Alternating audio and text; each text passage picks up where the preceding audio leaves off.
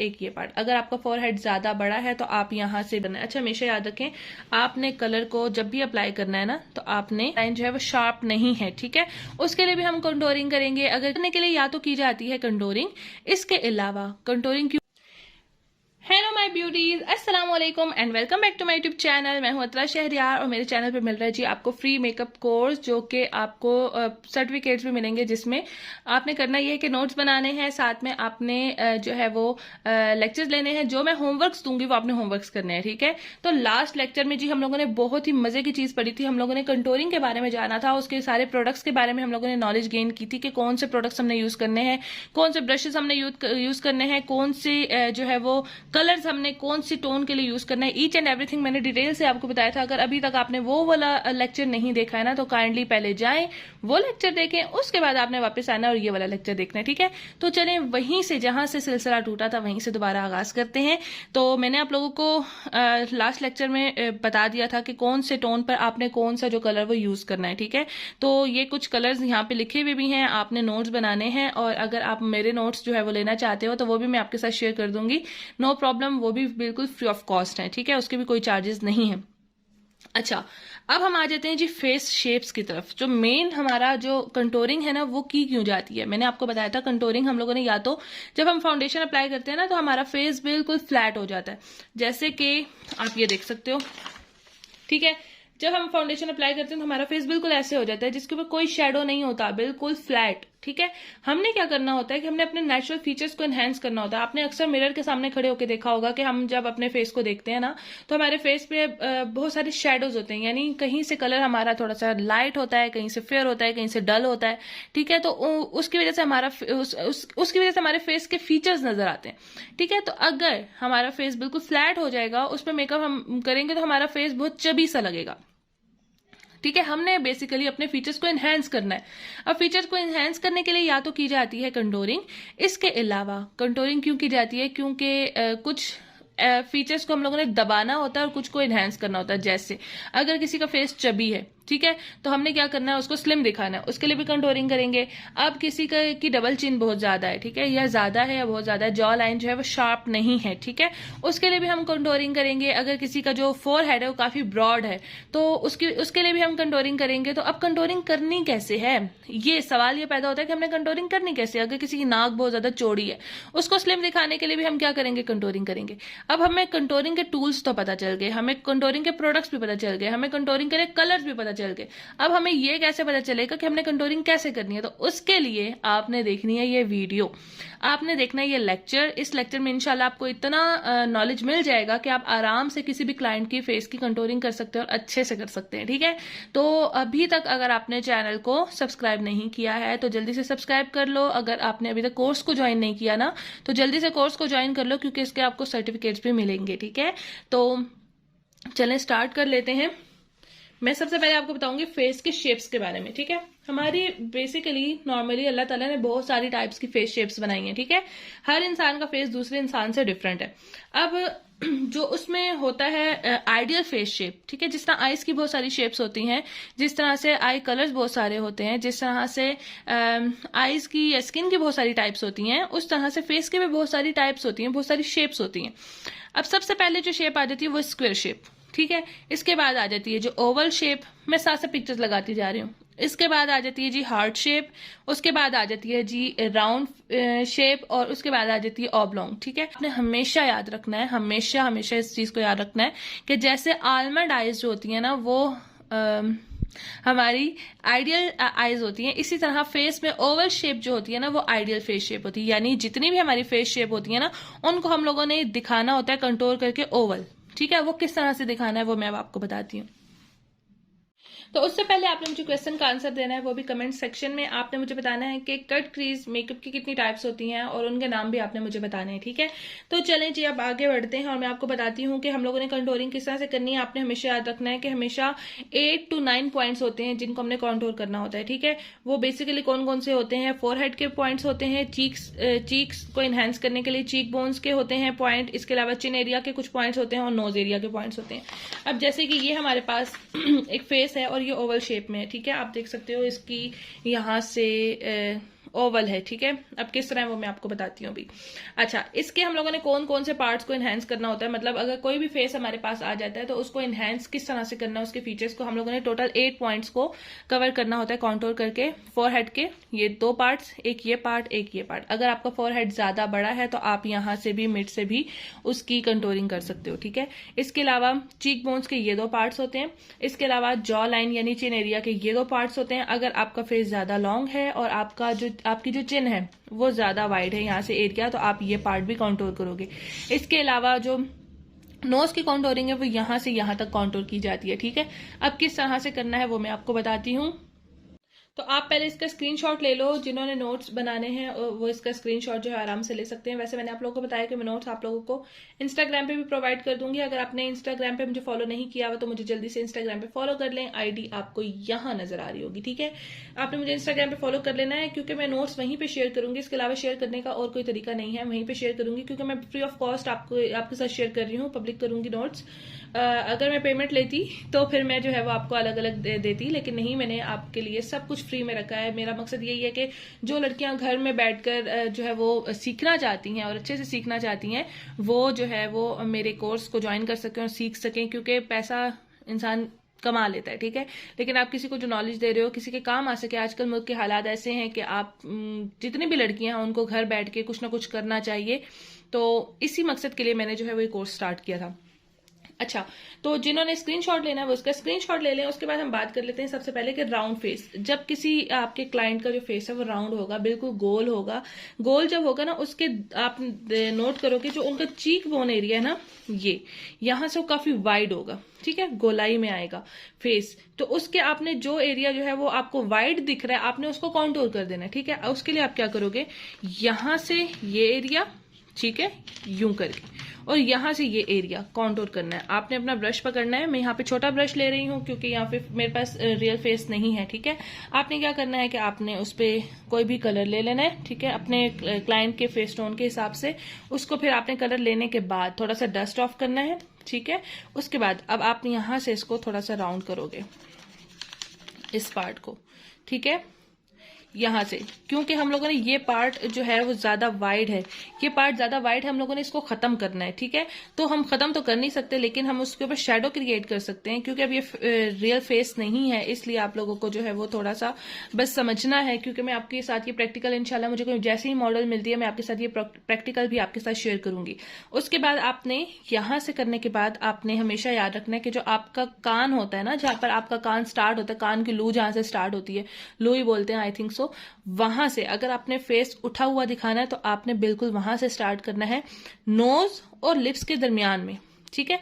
ये एरिया आप point mark कर लें, ठीक है। उसके बाद जो है वो मार्क नहीं कर सकते, जहन में मार्क करना है। उसके बाद जो आपकी जो आई बॉल है, ठीक है, आई बॉल यानी जो ब्लैक वाला एरिया जहां से स्टार्ट होता है यहां तक आपने कंटूर के लिए यहां तक आना है, इससे आगे नहीं जाना, ठीक है। आपने क्या करना है, आपने एक लाइन ड्रॉ कर लेनी है, ठीक है।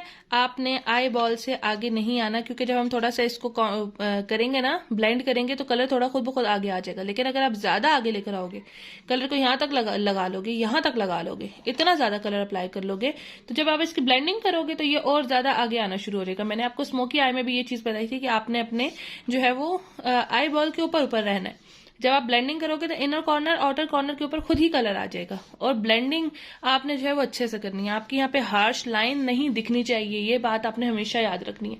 तो जिनकी फेस राउंड है उन पे आप लोगों ने ये पॉइंट्स, ये पॉइंट्स, ये पॉइंट्स, ये पॉइंट्स, ठीक है, इनको तो कवर करना है। साथ में आपने ये एरिया यूं कवर करना है, ये एरिया यूं कवर करना है। और मैंने आपको तरीका बताया कि आपने मार्क कर लेना है जहन में कि आपने कान के लू से लेकर लिप्स और नोज के दरमियान, ठीक है, लाइन ड्रॉ करनी है।